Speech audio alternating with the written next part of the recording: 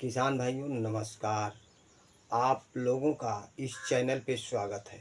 किसान भाइयों, बहुत लोग सोचते हैं कि हम गेहूं की कटाई ख़त्म हो चुकी है और गेहूं की कटाई जब ख़त्म हो जाती है, सारी खेतें खाली हो जाती हैं। तो बहुत किसान होते हैं कि कोहड़ी लगा देते हैं। तो बहुत किसान मई के महीने में कोहड़ी की खेती बहुत ज़बरदस्त करते हैं। जब आप मई के फर्स्ट महीने में कोहड़ी की खेती करेंगे तो अच्छी तरह से आप कर लीजिए। जैसे गेहूं का खेत कट गया है और खाली है तो उसे कल्टीवेटर से जुतवा दें।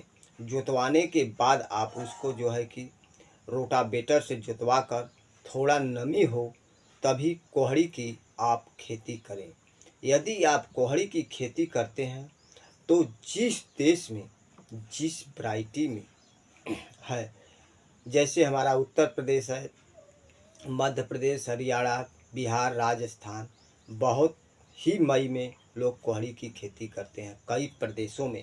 यानी हम किस प्रदेश और किस देश की बात करें तो वह कोहड़ी जब सावन के महीने में जुलाई में निकलती है तो बहुत महंगा बिकती है। लगभग 20 रुपये केजी तक कोहड़ी बिक जाती है और कहीं कहीं 50 रुपये केजी तक कोहड़ी बिक जाती है, कहीं कहीं 25 रुपये।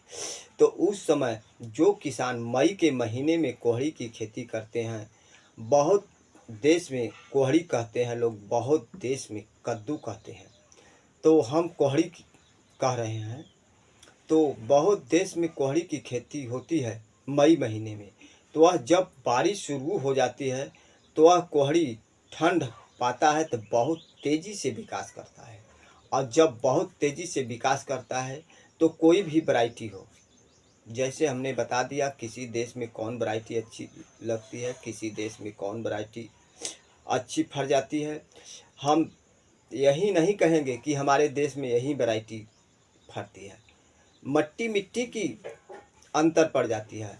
कहीं पे लाल मिट्टी पे कोई वैरायटी फट जाती है, काली मिट्टी पे कोई वैरायटी सुख मानती है। तो हम वैरायटी की बात नहीं करेंगे। जिन देशों में जिन मिट्टियाँ पर जो वैरायटी अच्छी हो उस वैरायटी को आप लोग लगाएं। मैं 2-4 वैरायटियाँ इस पर पैकेट डाल दूंगा, आप लोग देख लेना किसान भाइयों। तो आप लोगों को यदि कोहड़ी की खेती करते हैं तो आप लोगों का अच्छा मुनाफा होगा कोहड़ी से। जब सावन का महीना होता है तो अच्छी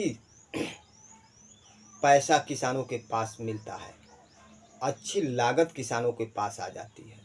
तो इसी से मैं कहूँगा यही कि आप लोग मई के महीने में जब कोहड़ी की बीज बो रहे हैं तो कम से कम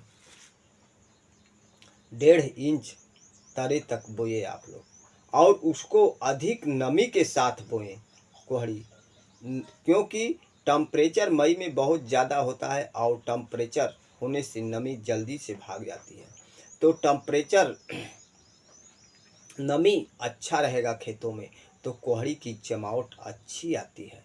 बहुत नंबर 1 की कोहड़ी एक ऐसी फसल है कि निराई गुड़ाई करने के बाद कोहड़ी की फल आने लगता है तो थोड़ा खर पतवार भी रहता है उसमें, तब पर भी कोहड़ी फरती चली जाती है। आप लोग ऐसा वैरायटी लगाइए कि अधिक बड़ा न हो न अधिक छोटा हो और वह फलते चला जाए। कोहड़ी की वैरायटियाँ ऐसी होती हैं कि 65 से लेकर 60 दिन, 70 दिन, 55 दिन में कोहड़ी निकलने लगती है। तो कोहड़ी वज़नदार भी होती है और अच्छा मुनाफा भी देती है। और वीडियो में आप लोग अंत तक बने रहेंगे किसान भाइयों, तभी से वीडियो 30 डिग्री तक का टेम्परेचर सही होता है। गर्म और ठंडे दोनों मौसम में से खेती की जा सकती है। इसकी उचित बढ़वार के लिए 4 महीने का समय चाहिए होता है। अब सबसे पहले हम बात करते हैं कि भूमि यानी मिट्टी कैसी होनी चाहिए। तो मिट्टी कद्दू की खेती के लिए दोमट एवं बलुई मिट्टी दोनों अच्छी होती है। चाहे बलुई हो या दोमट, दोनों मिट्टी अच्छी होती है, लेकिन मैंने इसके बलुई मिट्टी में की। जैसा कि आप स्क्रीन पर देख रहे हैं, ये बलुई मिट्टी मैंने मुनाफा देकर ही जाती है। तो किसान भाइयों मैं यही कहूँगा कि मेरा वीडियो अच्छा लगा हो तो मेरे चैनल को सब्सक्राइब अवश्य करें।